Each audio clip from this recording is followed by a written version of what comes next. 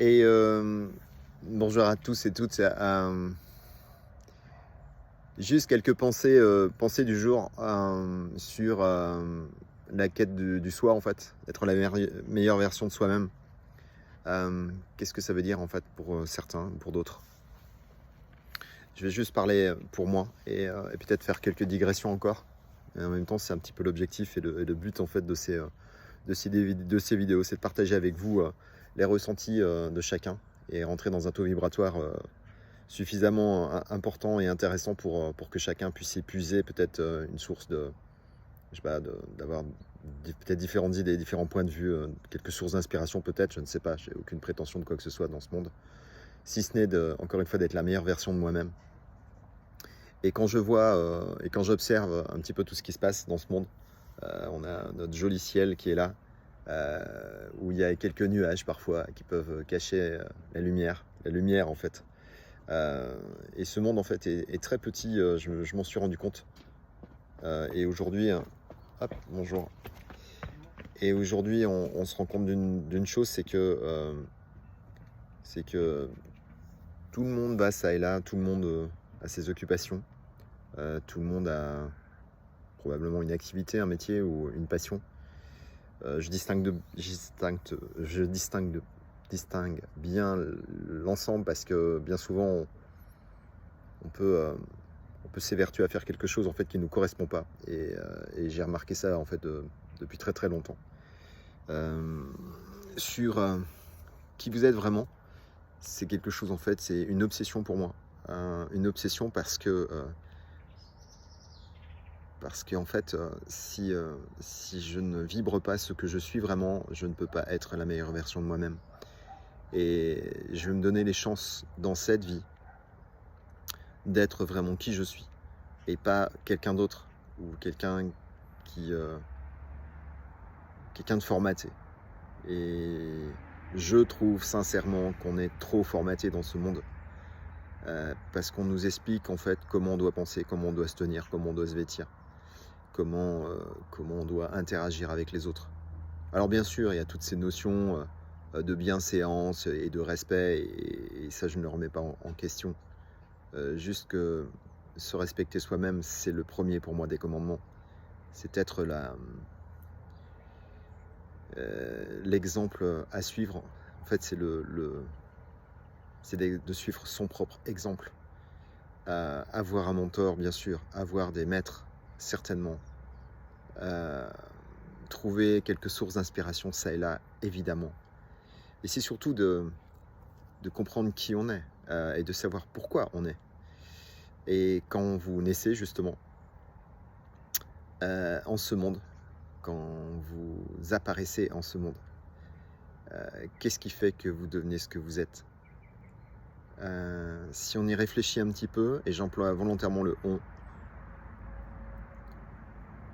vous allez sans doute trouver que vous êtes né sur une certaine latitude et longitude, dans une certaine famille. Est-ce que vous avez choisi votre famille ou est-ce que c'est votre famille qui vous a choisi? Quand on parle avec des parents, et je suis moi-même père,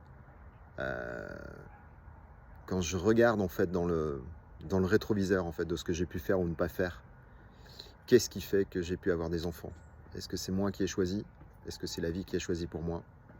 On peut se poser la question. Bonjour monsieur. Bonjour.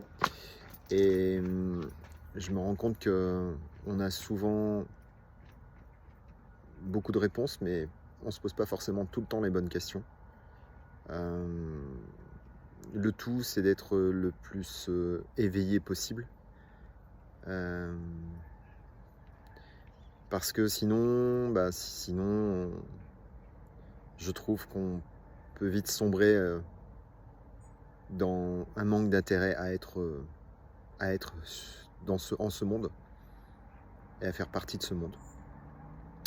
Et la vérité, pour ma part, la vérité que je construis chaque jour, c'est celle que je choisis. Parce que sinon, c'est un mensonge permanent et je vivrai dans un mensonge. Je veux et je vis dans une vérité qui est la mienne. Je veux la construire le plus possible, la mieux possible. Et faire en sorte d'écouter l'autre, bien sûr, qui peut être souvent mon reflet. Et je ferai quelques épisodes sur ce thème-là. C'est que bien souvent, l'autre est le reflet de soi-même. Que ça soit une personne qu'on puisse aimer, chérir, ou une personne qu'on puisse même haïr, ce sont souvent des personnes qui vont vous aider le plus. Et je crois même que souvent, ceux pour lesquels on a du ressentiment ou parfois de la haine, ça peut arriver. Personnellement, je n'ai pas de haine pour quiconque.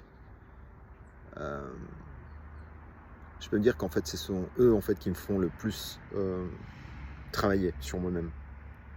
Là, pour le coup, j'emploie le mot travail, parce que ça peut être effectivement une torture que de travailler sur soi.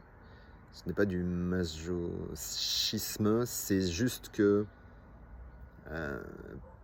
je pars du principe que avant d'être fort, il faut effectivement souffrir quelque peu, que ce soit dans le monde du sport, dans une activité, voilà, on fait ses armes. Et tant qu'on n'est pas armé, on ne peut pas se défendre. Mais on ne se défend pas par rapport aux autres, on se défend par rapport à soi. Et pour être fluide, limpide, en cohérence et en congruence avec soi, il y a un vrai gros boulot, un vrai gros travail à faire, à réaliser. Et j'ai pas la science infuse. Je me dis que du haut de mes 2 fois 28 ans, je peux aujourd'hui comprendre certaines choses, mieux les appréhender et mieux me construire, donc devenir la meilleure version de moi-même à chaque jour qui passe. Quand je vois cet avion là qui tourne autour de moi là, depuis tout à l'heure, voilà, moi, un de mes rêves de gamin, vous voyez, c'est de devenir pilote, mais c'est surtout être pilote de sa propre vie, pour pouvoir maîtriser plus avant les éléments, les 3 dimensions. Donc pour moi, il y en a beaucoup plus, mais encore une fois, on n'est pas là pour parler de tous les sujets, ce serait trop lourd à faire.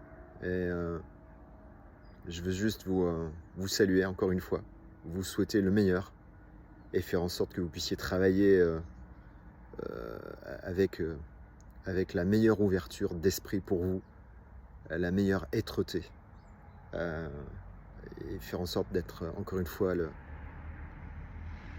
le fruit de votre travail, le fruit de vos pensées, et que vous ne subissiez pas vos vies, mais au contraire que vous puissiez les maîtriser au mieux. Je vous dis à bientôt. Ciao, ciao.